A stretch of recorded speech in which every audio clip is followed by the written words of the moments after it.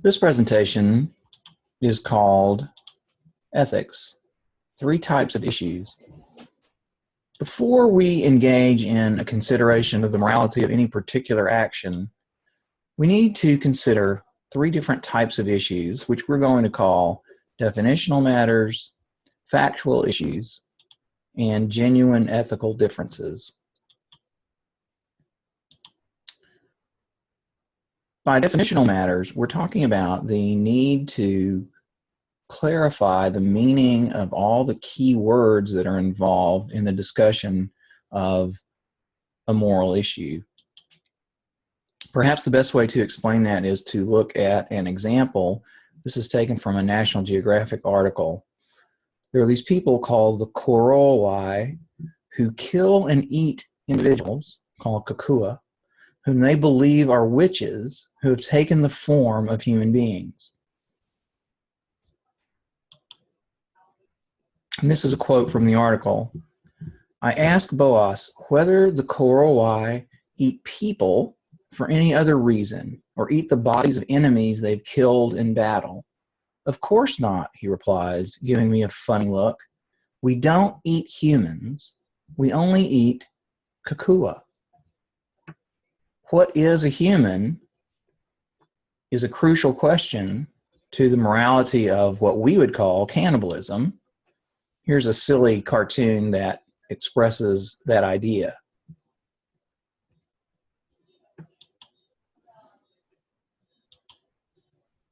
Another humorous example is when Bill Clinton said, I did not have sexual relations with that woman. He was talking, of course, about Monica Lewinsky, and the question, the way that he worded that so carefully, was hinged on the notion of what sexual relations means. And I'm not going to go into great detail about that in our presentation, but whether he was telling the truth or not really did have to do with what that term means, and it's not all that obvious what qualifies as sexual relations. Well, here's some examples of definitional matters that are serious in ethical considerations. What is a person is a huge question when you talk about abortion as to whether a fetus counts as a person. The moral question, is killing persons wrong or is killing innocent persons wrong, is a pretty easy question to answer. Everybody would agree that killing innocent persons is wrong. The difficult question is the definitional one of what is a person. Similarly, the issue of animal rights has the same difficulty, namely, what would it take for some other animal, some non-Homo sapien, to qualify as a person? If it could think, talk, act like a person, even though it's a member of another species, would it be a person, morally speaking? Another example, what does it mean to own something? The technical term that's used in ethics is justly acquired property. When you think about the early encounters between Europeans and Native Americans, there were some Native Americans for whom the notion of owning land was incomprehensible. How can anybody own the earth? So the idea of buying or of my having personal property rights to a piece of dirt just wasn't meaningful. Who owns the oceans? If no one owns them, why am I prohibited from abusing and polluting them? And so on.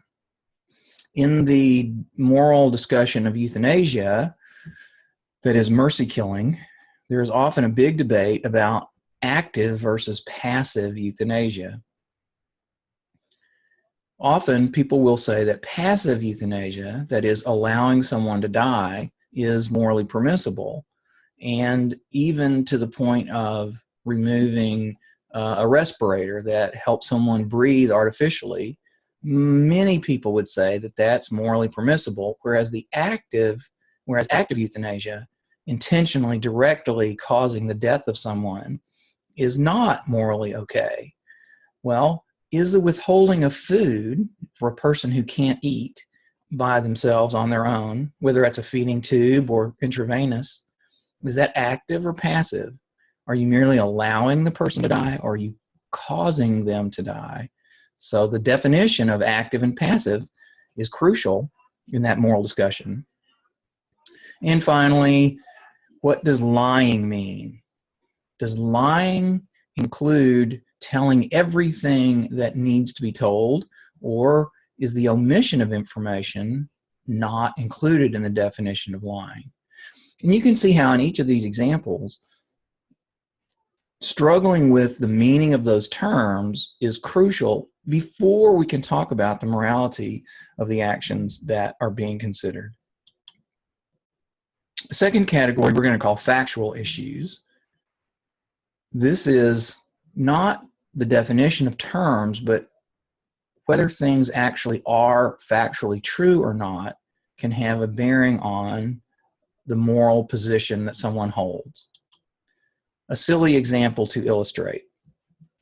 Let's say that you are in charge of taking care of a bunch of kids at a summer camp, and it's your obligation, it's your moral responsibility to make sure that they are safe. They want to have a big picnic and then go swimming. So here's a factual question. Is swimming after you eat dangerous? Does swimming after you eat lead to drowning? When I was a kid, that was a commonly held view, and now I think everybody agrees that that was a myth. So it would be wrong to let kids eat and go swim if swimming after eating was dangerous. But it's not dangerous. Therefore, it's not immoral to let them swim after they eat. So the factual question is crucial in the discussion of the morality of the action. Well, here's some examples of serious factual matters. Is capital punishment morally permissible? Well, does it actually decrease the number of murders or the number of violent crimes? That's not an ethical question. That's a factual question. And if it does, then that will have a bearing on some perspectives in ethics and determine how a person will solve that problem or make a judgment. Does the recreational use of marijuana pose a significant health risk?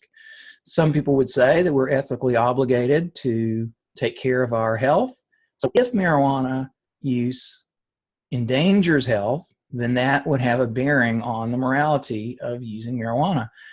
But that's not a moral question. It's a factual question. It's a health question that would be resolved by medical researchers, not by ethicists.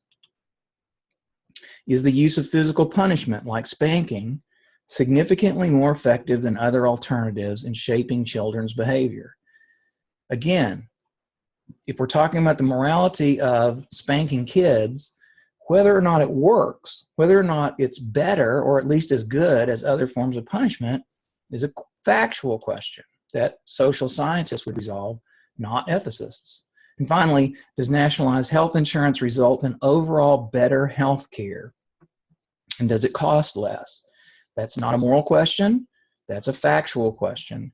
And researchers could give us information about that, or at least could make educated guesses, which would then inform our ethical consideration. Finally, there are genuine ethical differences. There are disagreements about the morality of actions, even once all of the factual questions and all of the definitional matters have been resolved. So I don't want you to hear me say that all ethical differences can be reduced to clarification about vocabulary and facts, but rather merely to say that even when such actual moral disagreements exist, we need to address the definitional and factual questions first before we pursue a discussion of the morality of the action. So always, when we consider whether a particular action is right or wrong, first, we have to make sure that we're clear about the meaning of all the key words, And secondly, we need to be clear about the facts to the degree that it's possible to do so. And that brings us to the end of this presentation on types of issues involved in ethics.